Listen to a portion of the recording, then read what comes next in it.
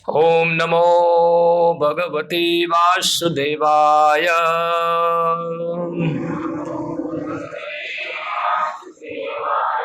ओम नमो भगवते वासुदेवाय।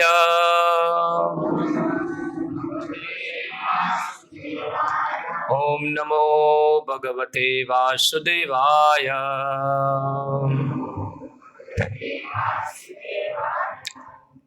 श्रीमद् भगवद गीता यथारूप अध्याय 2 श्लोक संख्या 40 मेरे पीछे दोहराइए। न इह अभिक्रम नाश अस्ति प्रत्यवायः न विद्यते स्वल्पम अपि अस्य धर्मस्य त्रायते महतः भयात् नेहाभिक्रमनाशोऽस्ति प्रत्यवायो न विद्यते स्वल्पमप्यस्य धर्मस्य त्रायते महतो भयात्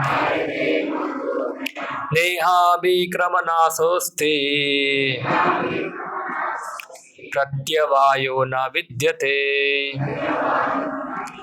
स्वल्पमप्यस्य धर्मस्य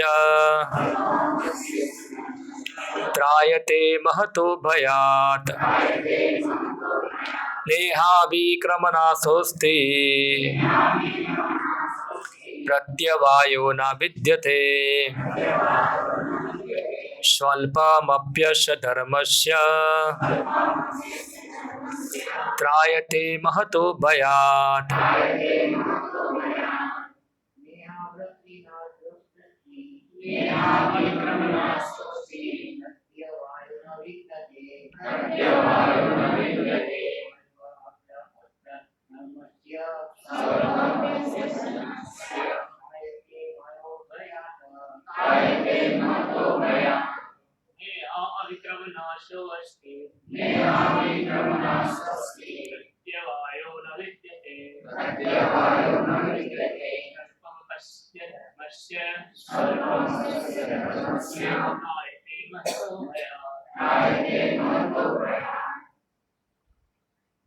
माता जी,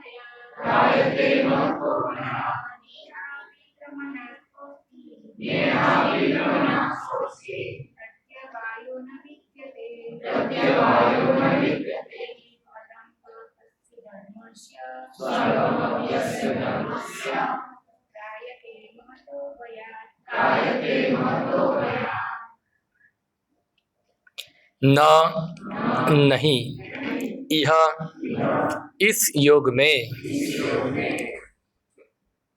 किस योग की बात हो रही है? कौन बताएगा? इस योग में कलयुग योग है कि ये युग है, क्या है? हाँ, योग में कोई फर्क है कि नहीं है? कौन सा संदर्भ चल रहा है? कौन से संदर्भ में भगवान बात करते हैं? किस योग के बारे में बात करें? युग नहीं, योग है ये। किस संदर्भ में बात चल रही है? कौन इससे पहले श्लोक के अंदर भगवान क्या बताए थे?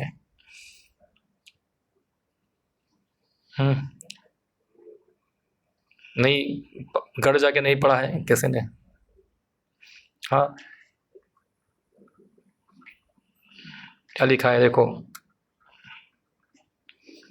तेषाम ते भीताम शाके बुद्धिर योगे त्वाम शुणु। किस योग की बात हो रही है? बुद्धि योग। बुद्धि योग का दूसरा नाम क्या है? भक्ति योग। तो युग की बात नहीं है, कलयुग सत्युग की बात नहीं है, ये योग की बात हो रही है। ओके, इस योग में यानी कि कौन सा योग? बुद्धि योग। अभिक्रम प्रयत्न करने में, नाशः हानि, अस्ति है, प्रत्यवायः हास न कभी नहीं, विद्यते है, स्वल्पम थोड़ा, अपि यद्यपि, अस्य इस धर्मस्य, धर्म का, कौन से धर्म का? यस्य स्वल्पमस्य स धर्मस्य, कौन सा धर्म, किस धर्म की बात हो रही है? हिंदू धर्म, क्रिश्चियन धर्म, मुसलमान धर्म, कौन सा धर्म? कौन बताएंगे? ये धर्म यानी कि ये जो बुद्धि योग है उसको ही बोल रहे हैं। हाँ, ये धर्मस्य, ये धर्म के बारे, यानी कि कौन सा? बुद्धि योग, भक्ति योग। धर्मस्य, धर्म का, त्रायते मुक्त करता है, महतः महान, भयात भय से। अनुवाद एवं तात्पर्य कृष्ण कृपा मूर्ति अभय चरणारविंद भक्ति वेदांत स्वामी श्रील प्रभुपाद द्वारा। इस प्रयास में ना तो हानि होती है ना ही हास। किस प्रयास में? किस प्रकार के प्रयास में? कौन सा प्रयास करना है हमको? चोरी करने का प्रयास, डाका डालने का प्रयास, किस प्रयास की बात हो रही है? सोने का प्रयास?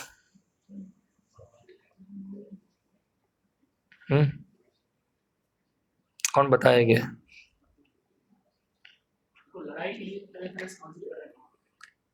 ऐसे हिंदी में एक बोलते हैं ना, मैं गाऊं तुम सो जाओ। मैं यहाँ गा रहा हूँ आप लोगों को पता नहीं किस किस किस प्रयास की बात हो रही है। आप लोग घर पे जाके गीता नहीं पढ़ते हैं सब लोग? तो आपको पता चलेगा किस बात के बारे में बताएं, किस प्रयास की बात हो रही है।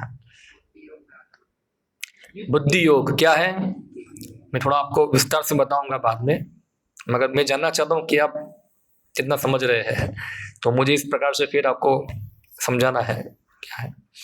ओके, इस प्रयास में ना तो हानि होती है ना ही हास, अभी तो इस पद पर, यानी कि जो पद की चर्चा हो रही है बुद्धि योग पद पर, की गई अल्प प्रगति भी मान भय से रक्षा कर सकती है।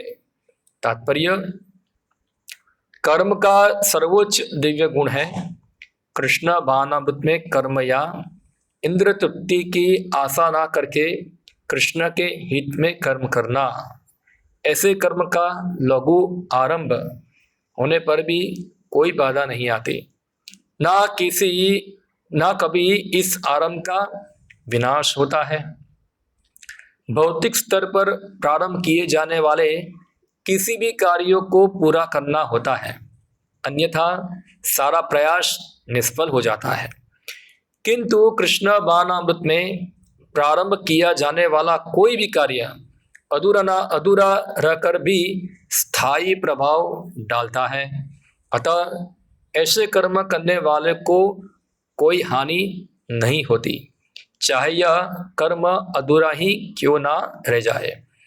यदि कृष्ण भावनामृत का 1% भी कार्य पूरा हुआ हो तो उसका स्थायी फल होता है। अतः अगली बार 2% से शुभारंभ होगा। किंतु भौतिक कर्म में जब तक 100% सफलता प्राप्त ना हो तब तक कोई लाभ नहीं होता। अजामिल ने कृष्ण भावनामृत में अपने कर्तव्य का कुछ ही प्रतिशत पूरा किया था, किंतु भगवान की कृपा से उसे 100% लाभ मिला। इस संबंध में श्रीमद् भागवतम में 1.517 एक अत्यंत सुंदर श्लोक आया है। त्यक्त्वा सधर्मं चरणाम्बुजं हरेर् भजन् वपकोत्थापतित्ततो यदि यत्र क्वा भद्रम् अमुष्यकिं को वार्थ आप्तो भजताम स्वधर्मतः। यदि कोई अपना धर्म छोड़कर, कौन सा धर्म छोड़ने की बात हो रही है? हाँ, त्यक्त्वा सधर्मम, अपना स्वधर्म छोड़ के। तो स्वधर्म है हिंदू धर्म, क्रिश्चियन धर्म, कौन सा धर्म? जो कुछ कर रहे हैं। चोरी कर रहा हूं तो क्या वो स्वधर्म हो गया मेरा? जो कुछ कर रहे हो स्वधर्म है। इससे 2 श्लोक पहले हमने पढ़ा था, अर्जुन को भगवान बताए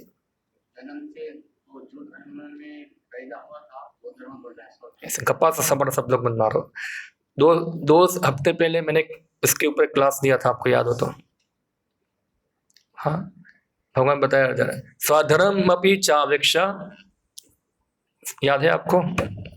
हाँ, शुके नाम क्षत्रियम पार्थ लभन्ते ही युद्ध ईदृशम। तो स्वधर्म यानी कि अपने वर्णाश्रम के अनुसार जो धर्म प्राप्त होता है उसको क्या कहते हैं? स्वधर्म। जन्म के आधार पे नहीं, वर्णाश्रम के अनुसार। अभी जन्म के आधार पे लोग सोचते हैं कि ब्राह्मण का बच्चा ब्राह्मण, क्षत्रिय का लड़का क्षत्रिय, वैश्य का लड़का वैश्य, शूद्र का लड़का शूद्र। मगर यहाँ जो बात हो रही है, पहले था जब संस्कार पालन होते थे तो जनरली वही गुणों वाले लोग होते थे। मगर यहाँ स्वधर्म यानी कि जो गुण से व्यक्ति, सभी जीवों के लिए एक स्वधर्म बनाया गया है भगवान ने। तो ये उसके बाद है स्वधर्म। हाँ, तो कोई व्यक्ति स्वधर्म छोड़कर अपना छोड़ देता है और कृष्ण भावनामृत में काम करता है और फिर काम पूरा ना होने के कारण नीचे गिर जाता है, तो इसमें उसको क्या हानि? और यदि कोई अपने भौतिक कार्यों को पूरा करता है तो इससे उसको क्या लाभ होगा? अथवा जैसा कि ईसाई कहते हैं, यदि कोई अपनी शाश्वत आत्मा को खोकर संपूर्ण जगत को पाले तो मनुष्य को इससे क्या लाभ होगा? भौतिक कार्य तथा उनके फल शरीर के साथ ही समाप्त हो जाते हैं, किंतु कृष्ण भावनामृत में किया गया कार्य मनुष्य को इस शरीर के विनष्ट होने पर भी पुनः कृष्ण भावनामृत तक ले जाता है। कम से कम इतना तो निश्चित है कि अगले जन्म में उसे सुसंस्कृत ब्राह्मण परिवार में या धनी मानी कुल में मनुष्य का शरीर प्राप्त हो सकेगा, जिससे उसे भविष्य में ऊपर उठने का अवसर प्राप्त हो सकेगा। कृष्ण भावनामृत में संपन्न कार्य का यही अनुपम गुण है। ओम अज्ञानतिमिरन्धस्य ज्ञानाञ्जनशलाकया चक्षुरुन्मिलितं येन तस्मै श्री गुरुवे नमः। श्री चैतन्य मनोभीष्टं स्थापितं येन भूतले स्वयं रूपः तदा मह्यं ददाति स्वपदान्तिकं। वन्देऽहं श्रीगुरो श्रीयुतपदकमलं श्रीगुरुन् वैष्णवांश्च श्रीरूपं साग्रजातं सहगण रघुनाथं नितं त्वं सजीवं साद्वैतं सावधूतं परिजनसहितं कृष्ण चैतन्य देवं श्री राधा कृष्ण पादान् सहगण ललिता श्री विशाखान्वितांश्च श्री कृष्ण चैतन्य प्रभु नित्यानंद श्री अद्वैत गदाधर श्रीवासादि गौर भक्तवृंद। हरे कृष्णा कृष्णा कृष्णा हरे हरे, हरे राम राम राम हरे हरे। हरे कृष्णा। तो ये श्लोक थोड़ा हम पढ़े, उससे पहले थोड़ा ऊपर जाते हैं, क्योंकि यहाँ भगवान कॉन्ट्रास्ट बता रहे हैं। हिंदी में क्या बोलेंगे उसको? विरोधाभास को कॉन्ट्रावर्सी बोलते हैं। कॉन्ट्रास्ट का मतलब कॉन्ट्रास्ट यानी कि एक चीज की तुलना में अन्य और कुछ चीज बता रहे हैं उसका। तो इसके लिए हमको थोड़ा पीछे जाना पड़ेगा। तो हम पीछे जाएंगे तो हमको ये श्लोक मिलेगा कि अभी तक अर्जुन मैंने तुमको सांख्य योग के बारे में बताया, अभी तुम बुद्धि योग के बारे में सुनो। तो इससे पहले भगवान ने अर्जुन को आत्मा और शरीर के बीच में अंतर बताया था, बराबर है। इसे ऊपर जाएंगे तो हमको ये श्लोक आता है सुख दुखे समय कृत्वा लाभा लाभो जया जयो, यानी कि ये जो लाभ हानि सुख दुख जय पराजय, यानी कि पूरा ये सब आशाओं को छोड़कर तो युद्धाय युद्धस्व, युद्ध करने के लिए युद्ध करो। तो ये जो है ये बुद्धि योग की रूपरेखा है। क्या है ये बुद्धि योग का एक टाइटल है, एक संक्षिप्त में वर्णन किया है भगवान ने। उससे पहले आप जाएंगे तो भगवान क्या बता रहे हैं, हाँ तुम मर जाओगे, तुम स्वर्ग प्राप्त करोगे, जीतोगे तुमको साम्राज्य मिलेगा, इसलिए युद्ध करो। अभी ये जो श्लोक है स्वर्ग में जाना, साम्राज्य प्राप्त करना, और इसके नीचे वाला श्लोक जो है जिसके अंदर स्वर्ग की कामना भी छोड़ दो, राज्य की कामना भी छोड़ दो। क्यों भगवान एक तरफ स्वर्ग का प्रलोभन दे रहे हैं और एक तरफ कुछ बता नहीं रहे हैं? क्यों एक ही श्लोक में पलटी मार रहे हैं पूरा? क्या है ये? क्या है? स्वर्ग का प्रलोभन है। और यहाँ भगवान बता रहे तुम जीत जाओगे तो तुम स्वर्ग पृथ्वी का साम्राज्य प्राप्त करोगे, और तुम मर जाओगे तो क्या प्राप्त करोगे? स्वर्ग। क्यों प्राप्त करोगे स्वर्ग? क्योंकि तुम क्या पालन कर रहे हो अपना? थोड़ा ऊपर जाना पड़ेगा इसके लिए। हाँ,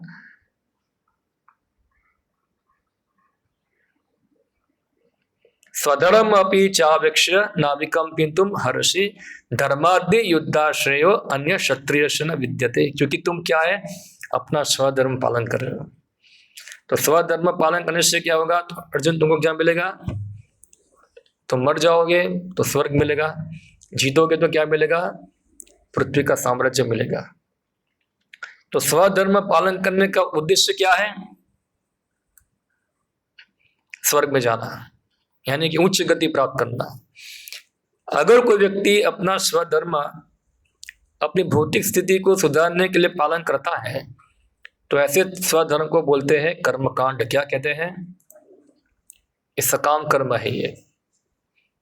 और हम देखिए भगवान अर्जुन को बताए इससे नीचे कि अर्जुन तुमको स्वधर्म पालन करना है। कैसे?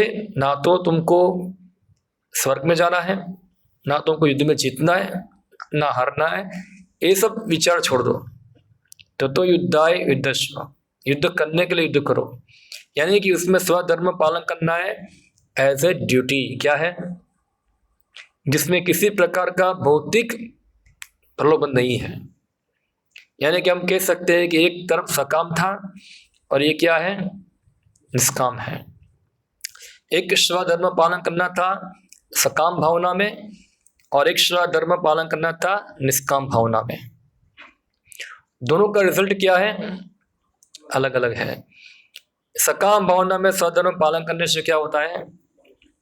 व्यक्ति ऊपर जाएगा, और निष्काम भावना में स्वधर्म पालन करने से क्या होगा?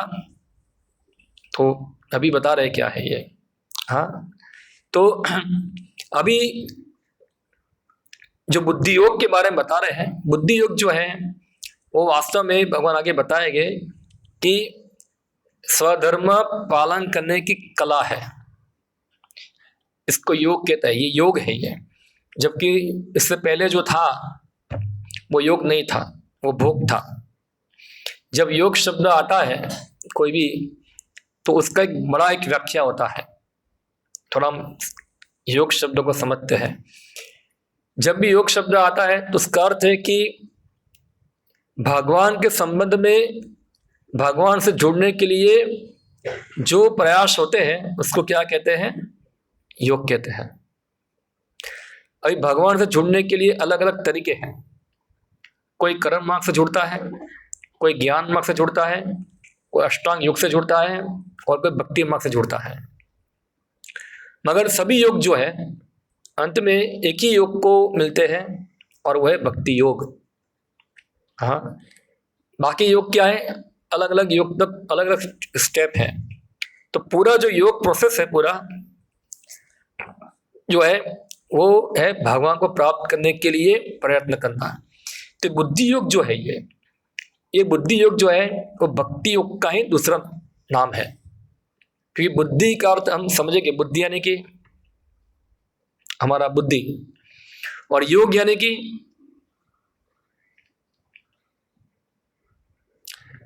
बुद्धि के द्वारा योग करना, यानी कि बुद्धि को हाथ पैर, बुद्धि का हाथ पैर घुमाना, ऐसा है जैसे हम योग करते हैं ऐसा, ये ऐसा हो जाएगा। हाँ, बुद्धि योग यानी कि जो बुद्धि को डायरेक्शन देने वाला एक व्यक्ति है, और वो कौन है? परमात्मा। इसके बारे में भगवान गीता में बताते हैं 10वें अध्याय के अंदर, तेषाम सततयुक्तानाम भजताम प्रीति पूर्वकम ददामि बुद्धि योगम। हाँ, 10वां अध्याय 10 नंबर का श्लोक। इससे बताते हैं कि जो लोग मेरी भक्ति में सेवा करते हैं उनको मैं क्या देता हूं? बुद्धि योग, यानी कि ऐसी बुद्धि प्रदान करते हैं जिससे वो भगवान से जुड़े। तो बुद्धि प्रदान करने वाले कौन है? परमात्मा। परमात्मा से बुद्धि आती है ओ, यानी कि भगवान के मार्गदर्शन में क्या करना? कर्म करना। इसको आगे भगवान बताएंगे, योगा कर्मसु कौशलम। यही जो है, ये योग जो है, ये कर्म करने की क्या है? एक कला है, ये आर्ट ऑफ वर्क। हाँ, कर्म करने की कला है ये। तो यहाँ जो भगवान जो है, ये बुद्धि योग के कुछ फायदे बता रहे हैं, यानी कि भक्ति योग के फायदे बता। ये बुद्धि योग भक्ति योग एक ही है, क्योंकि भक्ति योग में क्या है? भगवान की प्रसन्नता के लिए कर्म करना है, ये क्या है? भक्ति योग। और बुद्धि योग भी क्या है? भगवान जो जिस प्रकार मार्गदर्शन देते हैं, परमात्मा के रूप में गाइड करते हैं, उस प्रकार क्या करना है? कर्म करना है। तो जो भक्ति योग या बुद्धि योग है, इसके बारे में भगवान बताते हैं कि इस प्रकार के जो प्रयास जो है, किस प्रकार का प्रयास? भगवान को प्रसन्न करने का प्रयास। हाँ, यानी कि बुद्धि योग का प्रयास, कृष्ण भावनामृत में कर्म करने का प्रयास। तो हम तात्पर्य में देखेंगे, कर्मों का सर्वोच्च दिव्य गुण है, यानी कि हाईएस्ट क्वालिटी ऑफ वर्क जो है, उच्च गुणत्व का कर्म क्या है? अपनी इंद्रिय तृप्ति ना करके हुए भगवान के लिए, भगवान के हित में कर्म करना, ये कर्म का हाईएस्ट क्वालिटी है, हाईएस्ट क्वालिटी वाला काम है। जैसे हम देखते हैं अलग अलग चीज का अलग अलग क्वालिटी होती है ना। जैसे हम देखने जाएंगे, मोबाइल फोन लेने जाएंगे, तो मोबाइल फोन में क्या होता है? अलग अलग क्वालिटी होती है। कोई 5,000 का होगा, कोई 10,000 का होगा, कोई 20,000 का होगा। अच्छा क्वालिटी वाला कितने का आता है? आप लोगों को पता होगा, 1.5 लाख। आईफोन के ऊपर कोई नहीं है अभी, दोनों का स्पर्धा चलता है, मगर आईफोन वाला ज्यादा आगे है, ऐसा है। तो आईफोन कितना का? 1.5 लाख 2 लाख का कम से कम फोन आता है, सब लोग यूज करते हैं। तो मोबाइल में हाईएस्ट क्वालिटी क्या है? आईफोन, बराबर। ऐसे जो भी व्यक्ति काम करता है, यहाँ सब लोग काम करते हैं ना, तो हाईएस्ट क्वालिटी वाला वर्क कौन सा है? कैसे बोल सकते कि ये काम जो है हाईएस्ट गुण वाला है? सब लोग काम करते हैं, कोई फैक्ट्री में काम करता है, कोई झाड़ू मारता है, कोई पोछा मारता है, कोई रॉकेट उड़ा रहा है, कोई प्लेन उड़ा रहा है, कोई ये कर रहा है, कोई वो कर रहा है। सब लोग अलग अलग काम करते हैं। सभी प्रकार के कर्मों में हाईएस्ट क्वालिटी वाला काम कौन सा है?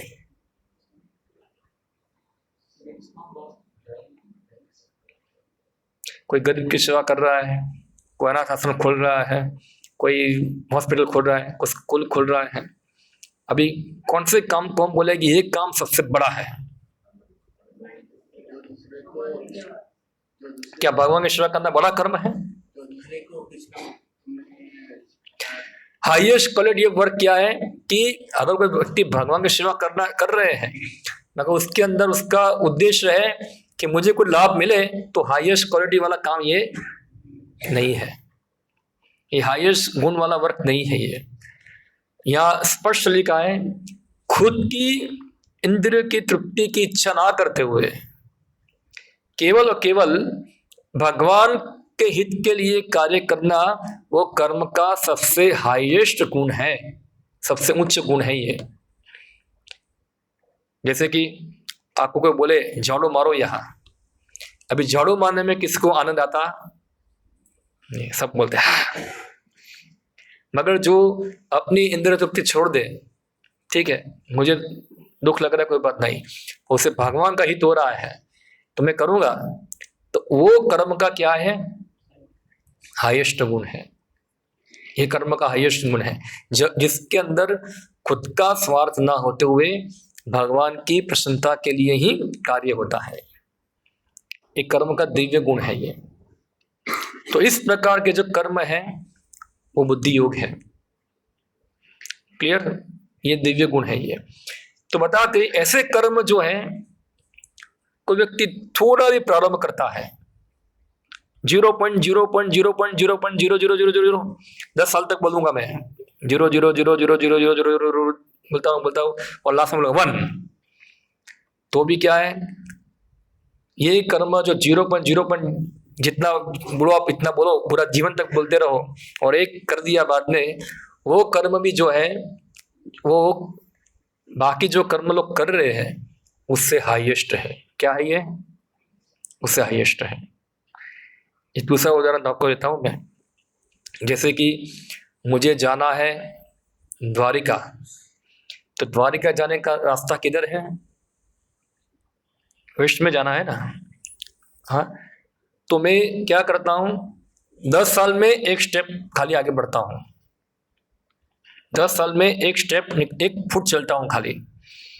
और एक दूसरा व्यक्ति जो है वो इस साइड जा रहा है, वो 100 की स्पीड में जा रहा है 1-1 घंटे के अंदर। तो कौन सा व्यक्ति जो है सही दिशा में है? उसको द्वारका जाना है मगर डायरेक्शन क्या है उसकी? ईस्ट है।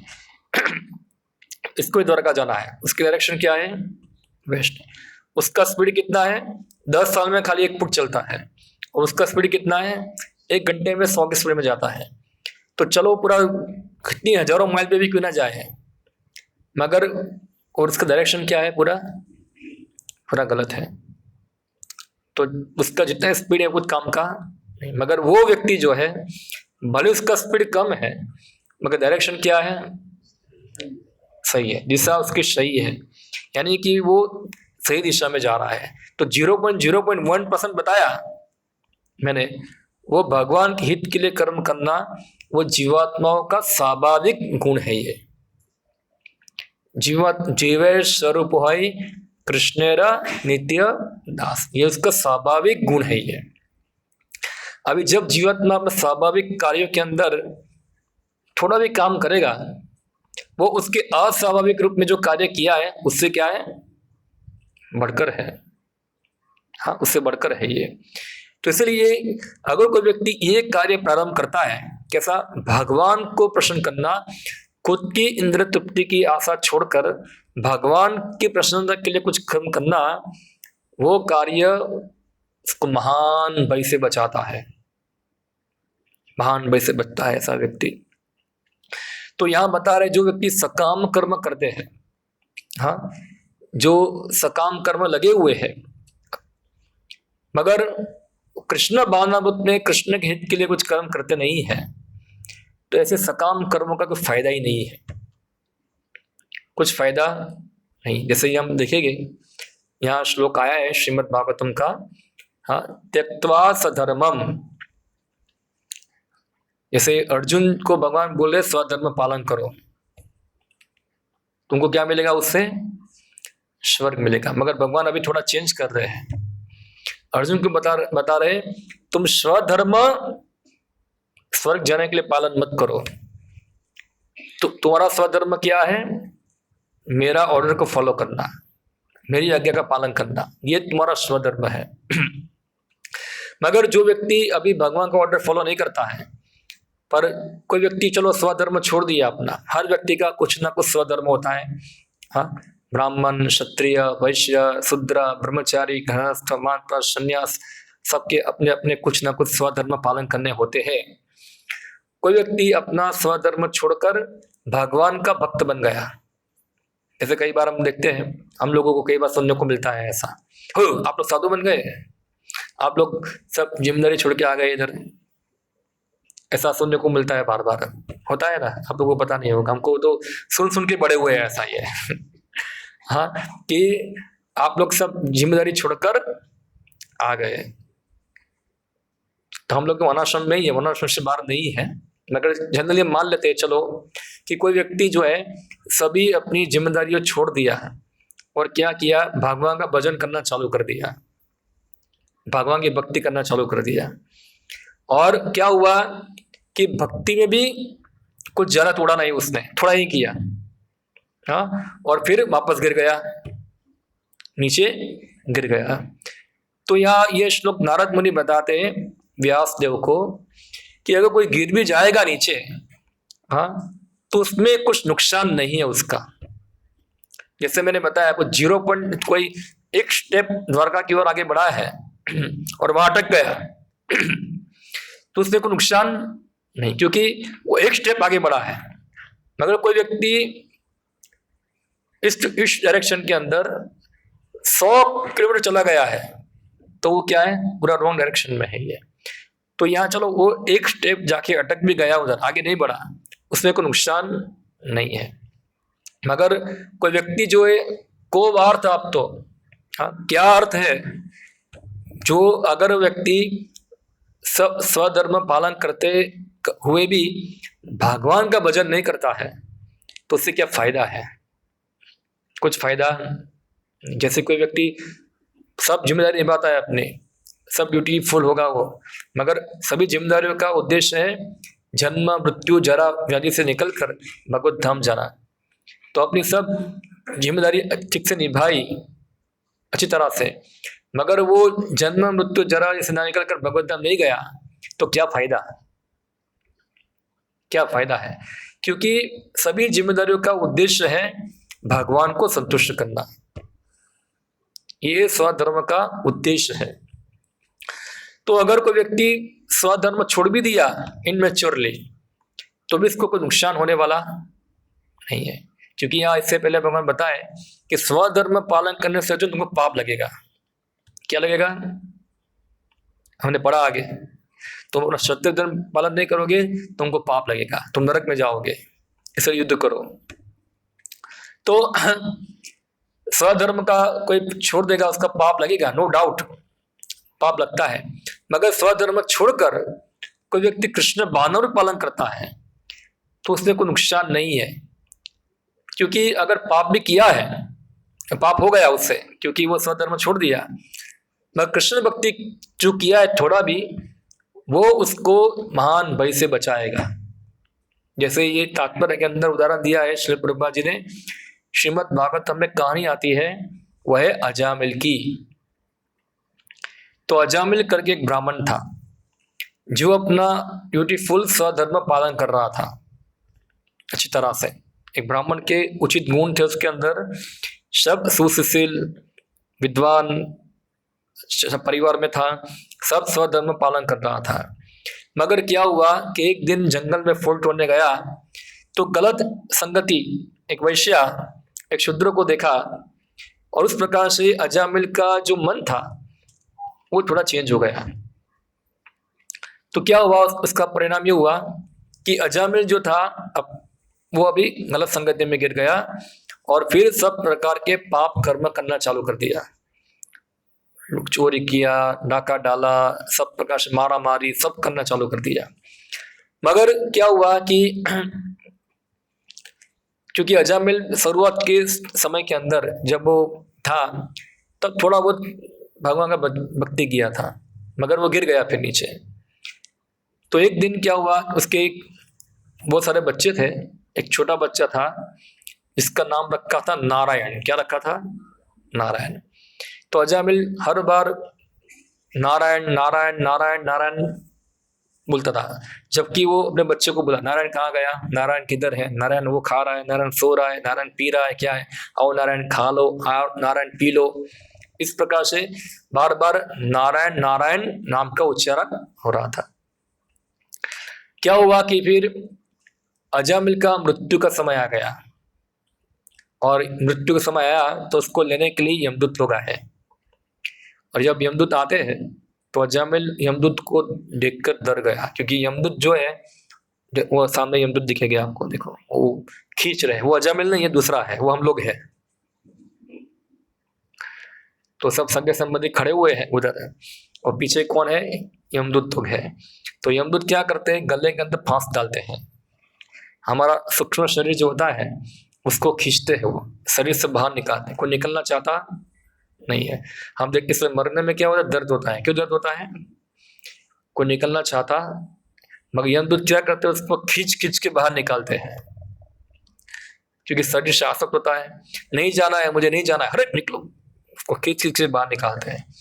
तो यमदूत आए, उसको गले में क्या डाली, फांस डाली, उसको निकाल रहे थे। तो जब भी कोई भय आता है तो अजामिल क्या करेगा, तो बाजू में उसका बच्चा बैठा हुआ था, जोर से बोला नारायण बचाओ, नारायण बचाओ, नारायण बचाओ, नारायण नारायण नारायण, चिल्लाया ऐसा जोर से। तो क्या हुआ, नारायण नारायण का उच्चारण किया, इसलिए वहां आ गए विष्णु दूत। विष्णु दूत आपको देखने को मिलेंगे, यहाँ किधर नहीं है, नीचे एक फोटो उसमें है। तो विष्णु दूत जो थे वो भगवान विष्णु जैसे ही 4 भुजा वाले शंख चक्र गदा पद्म धारण किए हुए आ गए, और यमदूतों को बोले कि आप लोग इसको ले जा सकते नहीं हैं, यह अजामिल अभी नहीं जाएगा। अरे आप कौन हो, आपको पता नहीं है, ये अजामिल का अकाउंट देखो पूरा, कौन सा पाप उसने नहीं किया है, उसको तो बहुत अच्छा नरक मिलने वाला है, हम लोग उसको अच्छे नरक में डालेंगे उसको सुधारने के लिए। अभी यमदूतों को विष्णुदूतों ने बताया कि आप लोग मूर्ख हो, जाके आपके यमराज को पूछो कि धर्म क्या है, तुमको धर्म पता नहीं है और तुम बड़ी बड़ी बातें करते हो धर्म की। हाँ, जाके पूछो यमराज को कि अजामिल वास्तव पापी है कि नहीं है, जाओ पूछ के आओ, उनसे पूछना ये प्रश्न कि अजामिल पाप से मुक्त हुआ है कि नहीं है। तो इस प्रकार से विष्णुदूत ने इसको भगा दिया, किसको, यमदूतों को। यमदूत गए, भागकर यमराज के पास गए और यमराज को बोले हम लोग अभी तक सोच रहे थे कि पूरे ब्रह्मांड में आपका अधिकार चल रहा है, मगर मुझे लगता है कि 2 पैरेलल लोग हैं, 2 लोग कोई लग रहे हैं ऐसा, एक तो आप है, दूसरा कोई व्यक्ति भी है जो आपसे पूरा उल्टा जजमेंट करता है, जो पापी है उसको छोड़ रहा है, तो एक ऐसा जजमेंट चल रहा है। ये क्या 2 नियम चलते हैं इधर, हाँ, बाकी लोगों के 2 नियम चलते हैं। तो इस प्रकार विष्णु जो यमदूत थे बहुत अंदर से दुखी थे, और यमराज को बताए कि ये अजामिल पापी था, हम उसको लेने गए थे, मगर 4 महान पुरुष आए तेजस्वी, उसको छुड़ा के ले गए हैं, और बोलते हैं अजामिल पापी नहीं है, तुम जाओ यमराज को बोलना कि तुम लोग धर्म को जानते नहीं है। फिर बोला क्या हुआ, बोला अपने आप को नारायण के दूत बता रहे थे। तो यमदूत के मुख से नारायण का नाम सुना तो यमराज खुश हो गए कि ये लोग पापी लोग पहली बार अपने मुख से नारायण बोले हैं ऐसा। हाँ, और फिर बोलते सही बात है, ये विष्णुदूत की बात क्या है, सही है, क्योंकि अजामिल जो था सब प्रकार के पापों से मुक्त हो चुका है। जनरली क्या होता है कि व्यक्ति जब ये जन्म में जो पाप करता है, अगर उसको पाप का फल भुगतना नहीं है तो उसको यही जन्म के अंदर वो पापों का प्रायश्चित करना होता है। अगर वो प्रायश्चित नहीं करेगा तो पाप का फल भुगतने के लिए उसको नरक में जाना होगा। तो अगर नरक में जाने से बचना चाहता है तो उसको ये जन्म के अंदर अपने पापों का प्रायश्चित करना होगा। और ये पाप प्रायश्चित भी कैसा होता है, जैसा पाप ऐसा प्रायश्चित, जैसी बीमारी ऐसी दवा, ऐसा ऐसा प्रायश्चित होता है। मगर जब लोग प्रायश्चित तो करते हैं पाप का, जैसे चलो मैंने कोई जानवर को मार दिया, वो जानवर को मार दिया, तो प्रायश्चित करने के लिए क्या करेगा, फिर गंगा स्नान करेगा या तो फिर कुछ दान देगा, कुछ अलग चीज करेगा। मगर क्या होता है कि ये प्रायश्चित से वो पापों के फल से तो मुक्त हो गया है वो व्यक्ति, मगर जो पाप करने की वृत्ति है जो उसके हृदय में पड़ी हुई है उससे वो मुक्त हुआ नहीं है। तो हम देखते हैं कई बार लोग चोरी करते हैं, जेल में जाते हैं, सजा भुगतते हैं, फिर क्या होते हैं, बाहर आते हैं, फिर से चोरी करते हैं। सबको पता है कि चोरी करना गुनाह है, फिर भी चोरी करते हैं, सजा मिलती है सबको। तो पाप कर्म करने के लिए कोई चीज उसको क्या कर रही है, बाध्य कर रही है। और यही हम देखते हैं गीता के अंदर अर्जुन ने प्रश्न किया था भगवान कृष्ण को, अथ केनम प्रयुक्तम पापम चरति पुरुष अनिच्छन्नपि वासनया जायते बलादिव, कि पता नहीं क्यों हमारी इच्छा नहीं है पाप कर्म करने की, मगर कोई फोर्सफुली हमको पाप कर्म में लगा रहा है, कोई लगा रहा है। और भगवान उसको उत्तर देते हैं, इसका कारण है कामेश क्रोधेश रजोगुण समुद्भव, क्योंकि ये रजोगुण से उत्पन्न हुआ काम जो है, जो आके जाके क्या बनता है, क्रोध का रूप धारण करता है और सभी जीवात्माओं का विनाशकारी शत्रु है ये। हाँ, तो कारण क्या है, हमारी पाप कर्म करने की इच्छा। ये जब रजोगुण के कारण इच्छाएं जो होती है, ये बीज में से क्या बन जाती है, पूरा पेड़ बन के बाहर आती है। जैसे मैं उदाहरण दिया अजामिल का। हाँ, तो अजामिल जंगल में कोई पाप करने नहीं गया था, मगर उसके हृदय के अंदर सब इच्छाएं सुसुप्त अवस्था में पड़ी हुई थी। इसके कारण क्या हुआ, जब उसके सामने पाप कर्म होते हुए देखा उसने, तो क्या हो गया, वो सब प्रकट हो गया, अंदर से बीज प्रकट हो गए उस प्रकार से। यानी कि अजामिल का बीज खत्म हुआ नहीं था अंदर। तो कोई व्यक्ति प्रायश्चित करता है तो पापों का रिएक्शन खत्म हो जाएगा, ये बीज खत्म होगा नहीं। तो इस प्रकार से जो अजामिल था, तो बोले उसका प्रायश्चित तो ऑलरेडी हो चुका है, सभी पापों से मुक्त हो चुका है। बोला कैसे, बोला भगवान का नाम ग्रहण कर कर, क्योंकि वो बार बार क्या बोल रहा था, नारायण नारायण नारायण। क्या बात करते हैं, इतना सारा पाप किया है, उसको तो कितना जरा प्रायश्चित करना पड़ेगा, और ये खाली नारायण बोल के सब पापों से मुक्त हो गया। बोला हो गया। हाँ, क्योंकि भगवान के नाम के अंदर इतनी शक्ति है। खाली एक कृष्ण नाम जो है, व्यक्ति जब से ब्रह्मा ने सृष्टि की है तब से लेकर अभी तक उसका पाप भर दो आप, कितना जीबी मेमोरी भर दो इसका पाप लिख लिख कर। हाँ, कितना जीबी के बाद क्या है, टीबी आएगा, टीबी के बाद क्या आएगा नहीं पता है, टीबी मेगा टीबी या तो जो भी है, जितना भी सुपर मेमोरी ले लो आप पूरा। अभी इतना छोटा मेमोरी कार्ड होता है, आप एक पूरा एक भारत जितना बड़ा मेमोरी कार्ड ले लो, उसमें सब पाप लिख के भर दो उसके अंदर डेटा, ये पाप अब किया तब किया तब किया तब किया, सब डेटा भर दो उसके अंदर। मगर एक कृष्ण नाम का डिलीट बटन दब जाता है तो क्या होता है, फॉर्मेट क्या हो जाता है, सब खत्म। एक कृष्ण नाम जो है सभी प्रकार के पापों को क्षय करता है। कोई बोलेगा कैसे हो सकता है, खाली एक नाम लेने से सब प्रकार के पाप नष्ट हो जाएंगे। ठीक है, मैं बोल दिया हरे कृष्णा, क्या पापों से मुक्त हो गया? हाँ हो गए। अगर तुम दूसरी बार पाप नहीं करोगे तो, अगर तुम दूसरी बार बोलोगे मैं पाप करता हूं और बोलता हूं हरे कृष्णा, तो तुमको ज्यादा पाप लगेगा। हाँ, तुमको ज्यादा पाप लगेगा। यानी कि हमसे जाने अनजाने में जो भी हमने ना जाने ये जन्म में पूर्व जन्म में जो भी पाप की है हम लोगों ने, और हम कृष्ण नाम का उच्चारण शुद्ध भाव में भी नहीं करते हैं। इवन हम कृष्ण को बुलाने के लिए भी कृष्ण का नाम नहीं बोलते हैं, हम किसी और वस्तु का नाम बोलते हैं, मगर उसका नाम कृष्ण जैसा है। ए काना भाई यहाँ हो, ए हरि भाई कहाँ गया, यहाँ हो, माधव भाई कहाँ गया, आओ। तो ये क्या बोल रहे हैं, माधव भाई दूसरे किसी को बुला रहे हैं, मगर नाम उच्चारण किसका हो रहा है, भगवान का हो रहा है, कृष्ण का हो रहा है, उच्चारण हो रहा है। तो ये बोलने से भी क्या होता है, उसके पाप नष्ट होते हैं। तो सोचो आप किसी अन्य वस्तु को देख रहे हैं और अन्य वस्तु को देख के उनका नाम उच्चारण करते हैं, क्योंकि वो एक प्रकार से भगवान का नाम का आभास है ये। तो अजामिल ने भगवान नारायण को बुलाने के लिए उच्चारण नहीं किया था। अजामिल तो अपने बच्चों को बोल रहा था नारायण नारायण, मगर इस प्रकार से नारायण बोलते बोलते बोलते बोलते अजामिल को स्मरण आया था, पहले मैं नारायण की पूजा की थी, हाँ, तो उस प्रकार से थोड़ी बार भी थोड़ा सा भी नारायण का उच्चारण करने से अजामिल जो था वो पाप नरक की योनि में जाने से बच गया। अजामिल नरक में गया नहीं। तो ये प्रभाव दिखाता है भगवान की भक्ति का।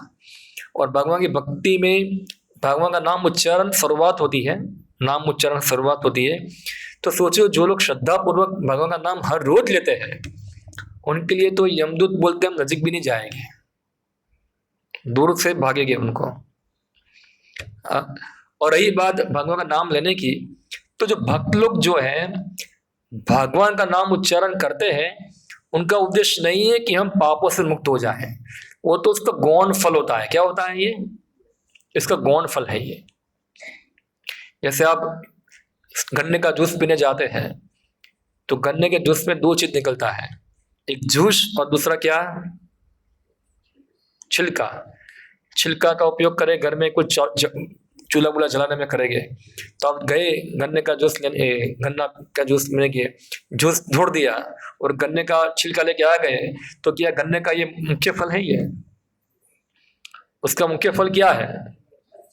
जूस। और छिलका क्या है? वो बोनस है, थोड़ा है। आप ले जाओ तो भी चलेगा, नहीं ले जाओ तो भी चलेगा, ऐसा है।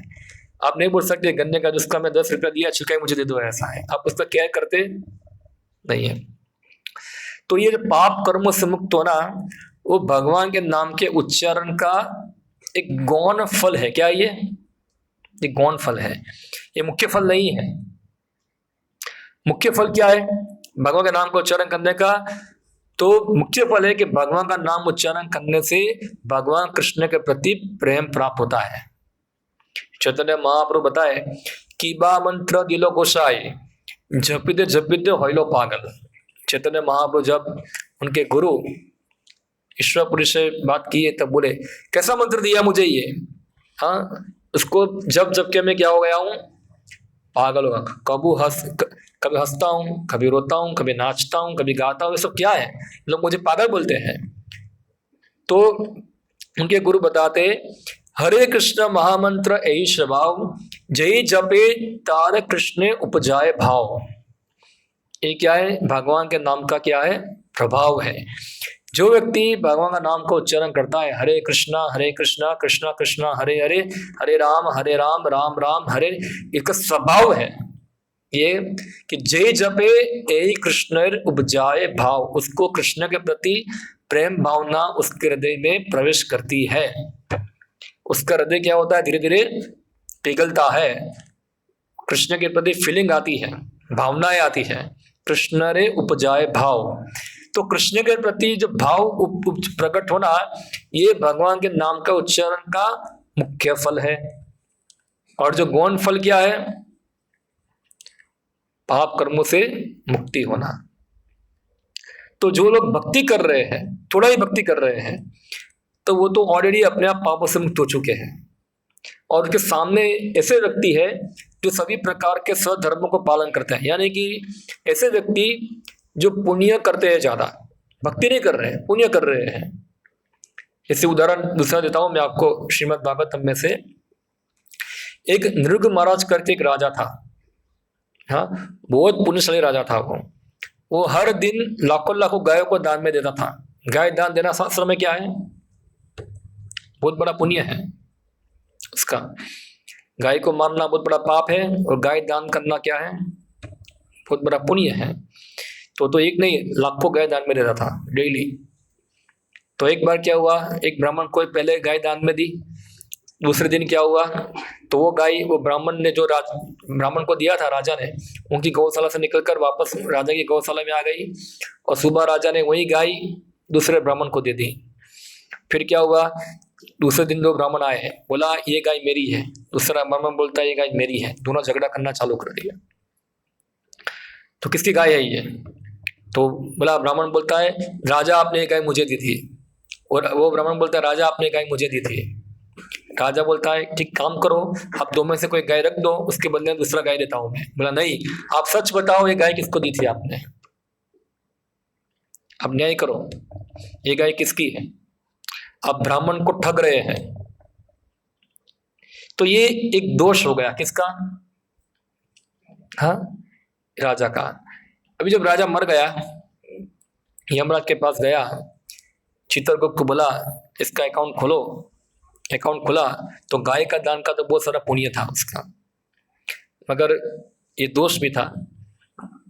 तो राजा को पूछा यमराज ने, देखो राजा तुम्हारे बहुत सारे पुण्य भी है, मगर तुम्हारा एक दोष भी है, पाप भी है। तो तुमको क्या करना है, पहले तुमको पुण्य के फल भोगने हैं कि तुमको पाप के फल भुगतने हैं? बोला पाप भुगाओ। ठीक है, जाओ तुम चिपकली बन जाओ।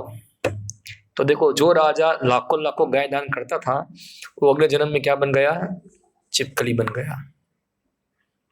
तो पुण्य कर्म करने वाले व्यक्ति भी नरक की योनि में जा सकते हैं। ऐसे नाहुष करके एक राजा था, जो बहुत बड़ा इंद्र का पद प्राप्त किया था, इतने सारे अश्वमेध यज्ञ किए थे। ऋषियों का अपमान करने से कारण क्या हो गया? वो सर्प बन गया नीचे। हाँ, यानी कि जो सकाम कर्म का मार्ग जो है, हाँ, उसमें कोई व्यक्ति हर चीज अच्छी तरह करेगा, हर चीज स्पष्ट करेगा, कोई भी गलती नहीं करेगा।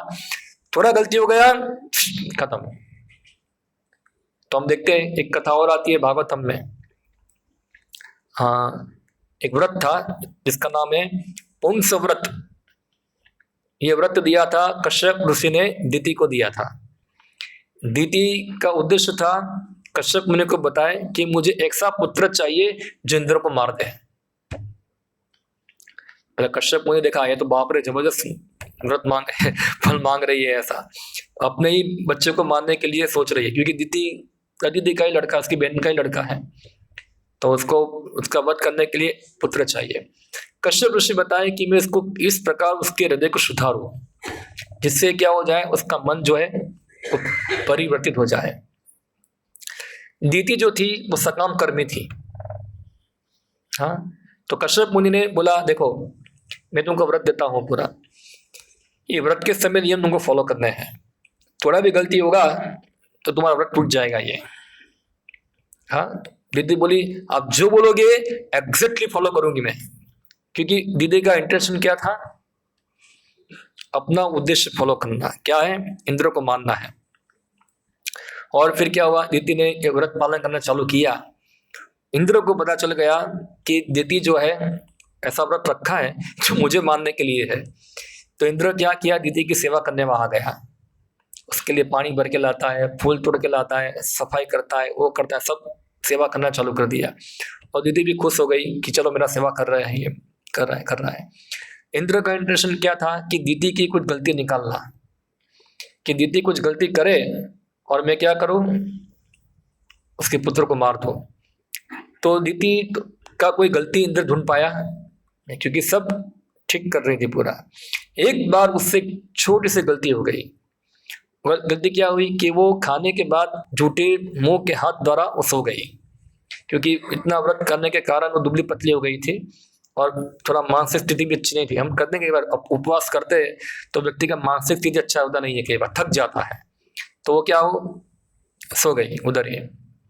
इंद्र ने ये गलती देख लिया और फिर वो सूक्ष्म रूप धारण कर कर दीदी के गर्भ में घुस गया और वो गर्भ के 7 टुकड़े कर दिए, मगर वो गर्भ मरा नहीं, जिंदा रहा, क्योंकि जो व्रत कर रही थी वो विष्णु की प्रसन्नता के लिए व्रत था। वो इंटेंशन का गलत था, मगर विष्णु की प्रसन्नता के लिए था, इसलिए वो गर्भ बचा रहा, मरा नहीं। इंद्र ने 7 टुकड़े का फिर 7 कर दिया तो 49 हो गए, और 49 में मरे नहीं, और 49 फिर क्या बने, मरुत करके पुत्र हुए, और बोले ये हम आपके दुश्मन नहीं है, हम आपके मित्र हैं। और फिर इंद्र दीदी को बोलता है कि तुम्हारा व्रत के कारण ये बच्चे जो है मरे नहीं है, जिंदा रहे, मुझे क्षमा कर दो। दीदी ने बोला मुझे भी क्षमा कर दो, क्योंकि मैं तुमको मानना चाहती थी। तो देखो, सकाम कर्मों के मार्ग में थोड़ी गलती होती है, देवता क्या करते हैं, उसको गिराते हैं नीचे, उसका सब खत्म कर देते हैं। हाँ, मगर भक्ति मार्ग में आपकी हजारों गलती होगी, एक सही चीज होगी, भगवान आपकी हजारों गलती को देखते नहीं है, एक सही चीज को देखते हैं वो। तो ये भक्ति मार्ग में और सकाम कर्म के मार्ग में ये फर्क है ये। हाँ, भगवान भक्तों के द्वारा जो प्रयास हुआ है उनकी सेवा के अंदर, है, उसको देख, उसको महान बनाते हैं, उसको वो ग्लोरीफाई करते हैं।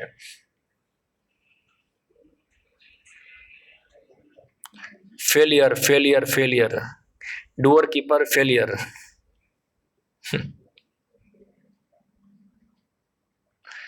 तो भगवान जो है वो एक थोड़ी भी कोई सेवा करता है, वो सेवा को भगवान याद करते हैं। और जो भी व्यक्ति भौतिक जगत में कितना बड़ा बड़ा काम क्यों ना हो, कितने कुएं खुदाए, कितने वो किए, कितने फलाना किया, कितना युद्ध किया, कितने को ये दिया वो किया, मगर उससे भगवान की प्रसन्नता के लिए कुछ कार्य नहीं किया है, और इतना बड़ा कार्य करने के बाद भी थोड़ा सा उससे गलती हो जाएगा तो उसको क्या हो जाएगा, पूरा खत्म। जैसे हम देखते हैं महात्मा गांधी, उसके आगे महात्मा लगाते हैं, हाँ, कि गांधी जो थे वो ये किया वो किया। गांधी से कुछ गलती हो गया जिसके कारण उनके देशवासियों ने उनको मार दिया। सब लोग तो उसे संतुष्ट नहीं थे, हाँ, सब लोग उसे संतुष्ट नहीं थे। यानी कहने का तात्पर्य ये है कि सकाम कर्मों का मार्ग जो है वो क्या है, हमेशा भय वाला है। ये वो सेफ्टी नहीं है इसके अंदर। हाँ, हम कोई जो भी धर्म पालन करता है, तप करता है, यज्ञ का तप करता है, सब कुछ करेगा, मगर थोड़ा गलती होने से क्षीण पुण्य मर्तलोक विशंति, हमारा पुण्य खत्म, वापस नीचे गिरना पड़ता है। मगर भक्ति का मार्ग ये है कि अगर किसी का पतन भी हो जाता है तो उसका पतन और जो कर्मियों का पतन है, दोनों में जमीन आसमान का अंतर होता है। जैसे भागवतम में एक भक्तों का पतन की कथा आती है भरत महाराज की। तो भरत महाराज वो महान भक्त थे भगवान के, बहुत ऊंची स्थल के भक्त थे, मगर क्या हुआ कि थोड़ा डाइवर्ट हो गए वो। एक हिरण के प्रति क्या हो गया, उनका लगाव बढ़ गया। हाँ, तो लगाव बढ़ गया तो उसका चिंतन जो है भगवान से हटकर किसमें आ गया, हिरण के प्रति। तो अभी हिरण कॉन्शियसनेस हो गया उनका, कृष्णा कॉन्शियसनेस नहीं हुआ। कृष्णा कॉन्शियस के बहुत ऊंचे स्थल पे थे, मगर क्या चेंज हो गया ये। तो क्या हुआ कि इस प्रकार से मरे, हिरण का चिंतन करके मरे। तो क्या हुआ, अगले जन्म में हिरण बन गए, मगर भक्ति किया था वो खत्म हुआ नहीं। तो हिरण के शरीर में रहने के कारण भी उनको स्मरण रहा कि मैं किस कारण से हिरण बना था, मैं पूर्व जन्म में क्या था, सब स्मरण रहा उनको। और फिर हिरण का शरीर छोड़ दिया। तो यहाँ हम देखते हैं कि कृष्ण भावनामृत में कोई थोड़ा भी कार्य करते हैं, यहाँ लिखा हम लोगों ने, यदि कृष्ण भावनामृत का 1% भी कार्य पूरा होता है तो उसका स्थायी फल होता है। अतः अगली बार 2% से शुभारंभ होता है, किंतु भौतिक कर्म में जब तक 100% सफलता प्राप्त ना हो तब तक कोई लाभ नहीं होता। यहाँ एक नेक्स्ट श्लोक आता है, हाँ, भौतिक कार्य तथा उसके फल शरीर के साथ समाप्त हो जाते हैं, किंतु कृष्ण भावनामृत में किया गया कर्म मनुष्य को इस शरीर के विनष्ट होने पर भी पुनः कृष्ण भावनामृत तक ले जाता है। कम से कम इतना तो निश्चित है कि अगले जन्म में उसे सुसंस्कृत ब्राह्मण परिवार में या धनी मानी कुल में मनुष्य का शरीर प्राप्त हो सकेगा, जिससे उसे भविष्य में ऊपर उठने का अवसर प्राप्त हो सकेगा। तो भरत महाराज को सुसंस्कृत ब्राह्मण परिवार में जन्म मिला, जड़ भरत नाम से हुए। और फिर जो उन्हें जहाँ से उन्होंने छोड़ा था उधर से उन्हें प्रारंभ किया, और फिर वो 100% कृष्ण भावनामृत बन के भगवत धाम गए।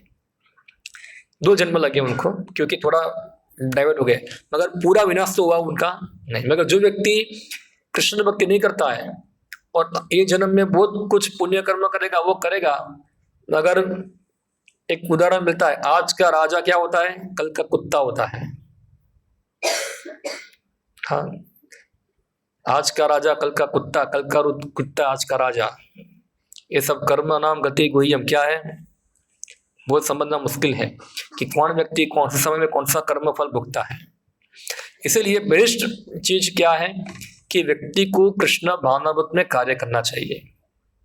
अगर आप पूर्ण रूप से भी नहीं कर पाते हैं तो इसमें आपको कोई नुकसान होने वाला नहीं है, क्योंकि थोड़ा भी जो किया है आपने वो क्या होगा, आपको महान भय से बचाएगा। कम से कम ऐसा व्यक्ति नरक की योनि में तो नहीं जाएगा।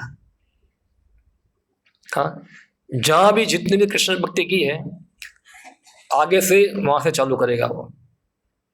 तो कृष्ण भक्ति में आना, मंदिर में आना, घंटी बजाना, भगवान प्रणाम करना, गीता के बारे में सुनना, भगवान नाम उच्चारण करना, कृष्ण की कुछ सेवा करना, ये सब जो है आपका फोकट में जा रहा नहीं है। ये सभी चीज आपके अकाउंट के अंदर ऐड हो रहा है, ये ऐड हो रहा है। भले ही इतना ज्यादा ना हो, थोड़ा थोड़ा ऐड हो रहा है ये, तो ये कुछ वेस्ट नहीं जा रहा है ये। बाकी जो इसके अलावा जो भी कुछ आप कर रहे हैं सब कुछ वेस्ट हो रहा है ये है, वो सब कुछ वेस्ट है। क्योंकि वो शरीर के साथ आपने जो भी कुछ मेहनत करके बड़ा गाड़ी बंगला एजुकेशन सब कुछ प्राप्त किया हो, आप जब मर जाएंगे तो इसमें से कोई भी चीज आपके साथ आने वाली नहीं है। आप इतना जन्म तक इतना मेहनत कर करके करोड़ रुपया बेगा किया, इकट्ठा किया, अब मर जाओगे वहां से एक पैसा भी आपके साथ आने वाला नहीं कि आपने पूर्व जन्म में करोड़ रुपया कमाया था, लो आपके साथ ले जाओ, उसको नहीं आएगा। हाँ, यानी कि जो साथ आएगा वो क्या है, हमारे कृष्ण भावनाभूत वही साथ में आएगी। तो इसलिए जितना हो सके इतना हमको कृष्ण भावनाभूत में ज्यादा कार्य करना चाहिए, क्योंकि यही हमारी क्या है सच्ची एसेट, क्या बोलेंगे उसको, एसेट को हिंदी में पूंजी, ये हमारी वास्तविक पूंजी है। आपकी पूंजी SBI में, यूनियन बैंक में या तो फिर वो बैंक में जमा नहीं करनी है, ये पूंजी यहाँ जमा होती है। हाँ, कृष्ण भक्ति अकाउंट हमारा, ये सब पूंजी यहाँ जमा होती है और ये पूंजी हमको हर बार आगे बढ़ती रहती है, बढ़ती रहती है। इसलिए कृष्ण भावनामृत में कोई नुकसान नहीं है, फायदा ही फायदा है। तो आप लोग यहाँ आते हैं, खास करके हम देखते हैं अभी ये जो मास चल रहा है, दामोदर मास चलता है, कहानी आती है दामोदर मास के बारे में। दामोदर मास की नहीं है मगर ऐसे श्रील प्रभुपाद जी बताते थे कहानी कि एक बार एक चूहा था, वो घूमते घूमते मंदिर में आ गया। तो क्या हुआ, मंदिर में दिया चल रहा था, चूहे लोग क्या खाते, घी ज्यादा खाते हैं।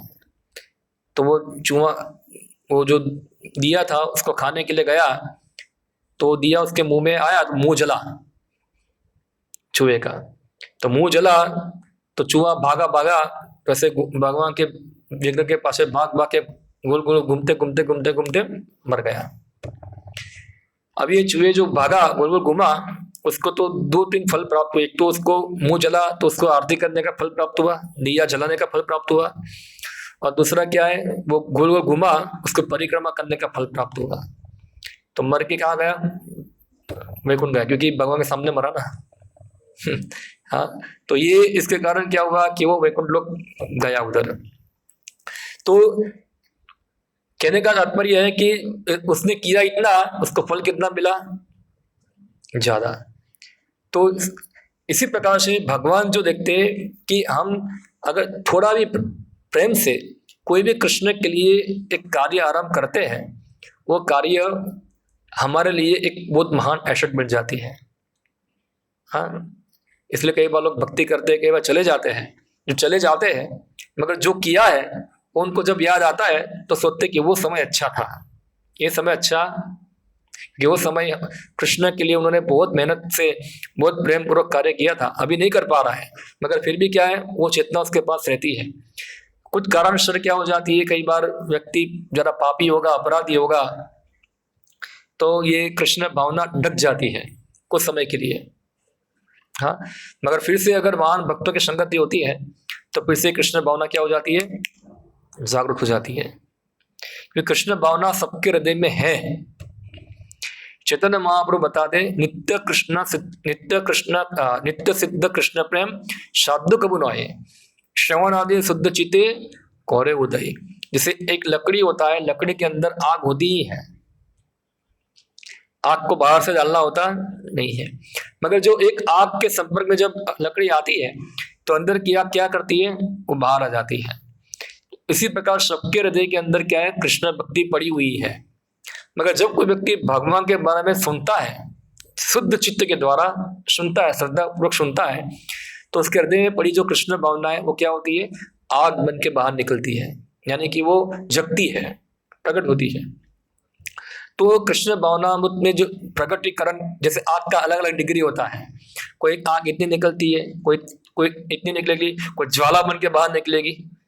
तो ऐसे अगर कोई व्यक्ति ज्यादा उन्नत है और कुछ कारण सर उसका भक्ति अटक चुका है, तो थोड़ा भक्ति का संपर्क में आने से तुरंत अपनी पूर्व चेतना को पकड़ लेता है।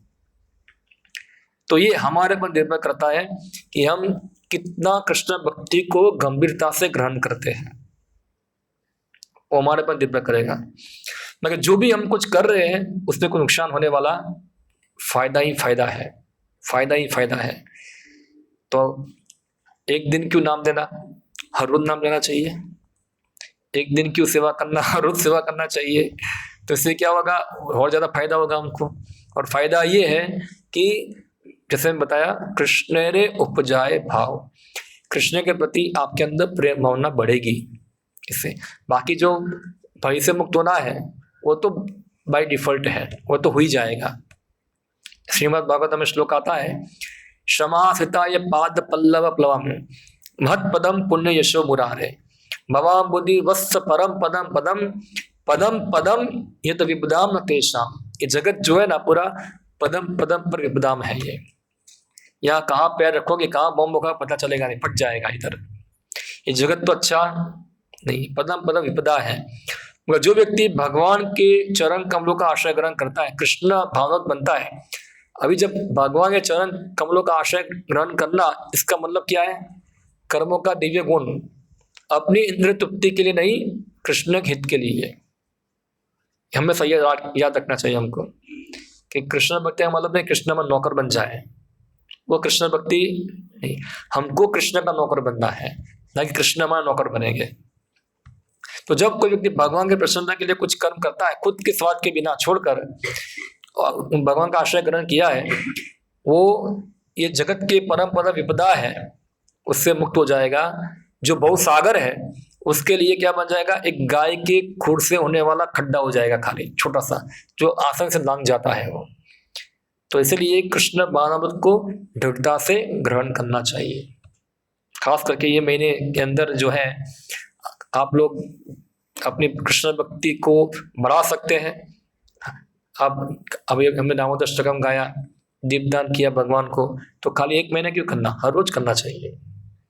एक दिन, एक महीने में क्या होता है कि एक महीने के अंदर जो लोग नहीं करते उनको सिखाने के लिए करो, ऐसा है। मगर भक्त लोग तो हर रोज करते हैं, डेली करते हैं।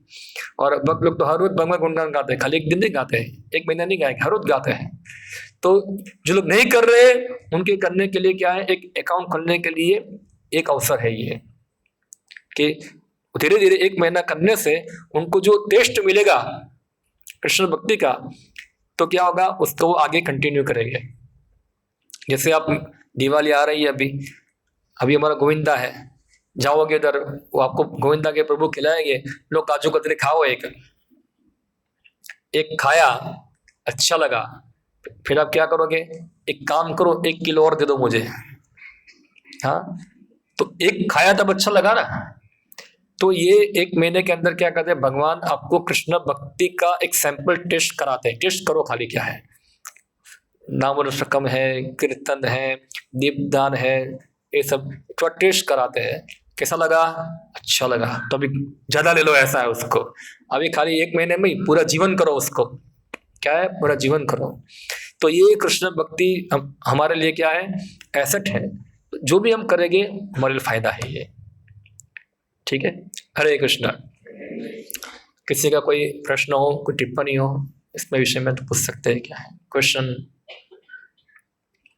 डाउट? आप लोग प्रश्न नहीं करते हैं सब लोग। अब ऐसा कोई मुझे बुरा लगेगा नहीं, आप कई बार लोग सोचते हैं ऐसा कि यार सबके भी इतने पूछूंगा तो क्या हो जाएगा। ऐसा नहीं है, अगर आप पूछ सोशल वर्क जो करते हैं लोग,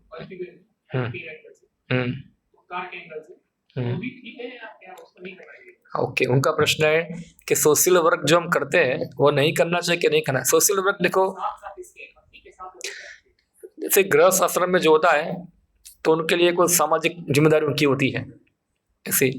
तो ठीक है, कभी कोई रास्ते में गिरा हुआ है तो उसको ले जाना कोई बुरा काम नहीं है, बराबर। मगर सोशल वर्क के लिए आप पूरा एक आंदोलन चालू कर दो, हाँ, तो वो तो एक थोड़ा आजकल का नया बिगड़ा हुआ चीज है। जैसे कि उदाहरण देता हूँ आपको मैं, हॉस्पिटल है, स्कूल है, अनाथ आश्रम है, वृद्धाश्रम है, ये सब जिम्मेदारी सरकार की है। सरकार की जिम्मेदारी में आता है कि सबको प्रोटेक्शन मिलना चाहिए, क्योंकि सरकार सबसे टैक्स लेती है। अभी सरकार जब जिम्मेदारी नहीं करेगी तो लोग क्या करते हैं, ये सब कार्य करना चालू कर देते हैं। सरकार क्या होती है, जिम्मेदारी छिड़क जाती है वहां से उधर। तो इसके लिए कोई मूवमेंट चालू करना नहीं है। सामाजिक कार्य ठीक भी, कोई भी हमको मिल गया तो उसको कुछ हमने हेल्प कर दिया, उसमें कोई बुरा नहीं है उसके अंदर, मगर यही सब कुछ है वो गलत है। कई बार लोग हमको बोलते हैं मंदिर मंदिर बंद करो, मंदिर की जगह हॉस्पिटल कर दो, तो ये गलत है। हाँ, कि ये क्या पुतले के पीछे इतना पैसा खर्च करते हैं। कई बार देखा होगा आप लोगों ने, कई बार लोग बोलते हैं पुतले के पीछे क्यों इतना पैसा खर्च करते हैं, ऐसे गरीब को खिलाओ। उनको पता नहीं कि गरीब कौन है। तुम भी गरीबी हो, तुम अपने को गरीब नहीं मानते हो, तुम भी पूरा गरीब हो। गरीब कौन नहीं है, सब गरीबी है। कृष्ण भक्ति के बिना सब लोग गरीब है। हाँ, सब लोग गरीब है। तुम सोच रहे हो कि मैं अमीर हूं, तुम अगले जन्म में कुत्ता बनोगे, तुमको क्या पता है। तो ये हमको समझना है। ठीक है, कुरान किसी को हेल्प कर दिया इसके मतलब में, मगर यही सब कुछ नहीं है। और अगर हम किसी को और ज्यादा हेल्प करना चाहते हैं तो उसको हम क्या करना चाहिए, उसको भी कृष्ण भक्ति में लगाना चाहिए। ये सबसे बड़ा परोपकार है ये। जैसे हमारा आंदोलन जो है पूरा यही है। चैतन्य महाप्रभु ने ही बताया, भारत मुमिते मनुष्य जन्म होइले जार, जन्म सार्थक करी कर परोपकार। कि जिन व्यक्तियों का भारत में जन्म हुआ है उनका एक बहुत बड़ा दायित्व है कि वो तो खुद का जन्म सार्थक करे और अन्यों के ऊपर उसका परोपकार करे, कि अन्य लोगों को भी ये आध्यात्मिक ज्ञान सबको बांटे, सबको पहुंचाए। देखो भारत में कितने पॉपुलेशन है, 140 करोड़। क्या 140 करोड़ लोगों के पास भगवद गीता होगी? क्या लग रहा है आपको? अगर 140 लोगों के पास गीता पहुंचाना है तो कितने लोग चाहिए हमको, कितने समय में पहुंचा पाएंगे, और कितना उनको समझाना पड़ेगा, तब जाके लेंगे ना। तो कितना बात ताक्ष कही है। ये तो खाली भारत की बात कर रहा हूं मैं, उसके बाद तो पूरी दुनिया पड़ा है। मैं थोड़ा दिन पहले सुना ऐसा कि दुनिया की पॉपुलेशन है 6 अरब। कितनी? 6 अरब है ना, 6.5 अरब। 6.5 अरब पॉपुलेशन है और 8 अरब स्मार्टफोन है। कितने हैं? अभी तक 8 अरब स्मार्टफोन बिक चुके हैं। जितना पॉपुलेशन है उससे ज्यादा इन लोगों के पास डबल डबल होगा, बराबर। तो मैं सोचा अगर 8 अरब स्मार्टफोन 10-12 साल में बिक सकते हैं तो भगवद गीता 8 अरब क्यों नहीं बेच सकती? स्मार्टफोन की कीमत तो 25,000 20,000 रुपया है और गीता की कीमत 300 रुपया है, तो क्यों नहीं बिकती है ये? अगर वो लोग इतना सारा स्मार्टफोन बेच सकते हैं तो हम लोग गीता क्यों बेच सकते नहीं है? क्योंकि क्या है, स्मार्टफोन का मार्केटिंग ज्यादा है। हाँ, लोगों को गीता की वैल्यू पता नहीं चली है, इसकी आवश्यकता है हमको। तो इसलिए हमारा कर्तव्य है कि हम लोगों तक पहुंचाए ज्ञान। ठीक है, लोगों को खाली उंगली दिखाना भी एक बहुत बड़ा एक फायदा है। अगर आप कुछ नहीं कर सकते, ठीक है, आप जाओ मंदिर जाके गीता सुनो, इतना बोलने से भी फायदा है। तो अब हमारे गुजराती में कहावत है ऐसा, आंगળી ચીંધવાનું પૂન, जो गुजरातियों ने खबर से बता रहे हैं, आंगળી ચીંધવાનું પૂન, कि भाई आ करो तो भी हारू है, इतना भी बोल सकते हैं आप। ठीक है, सबसे बड़ा सामाजिक कार्य है ये। ठीक है, हरे कृष्णा। ओके, अगर ये थोड़ा अनाउंसमेंट करना था, 1 मिनट।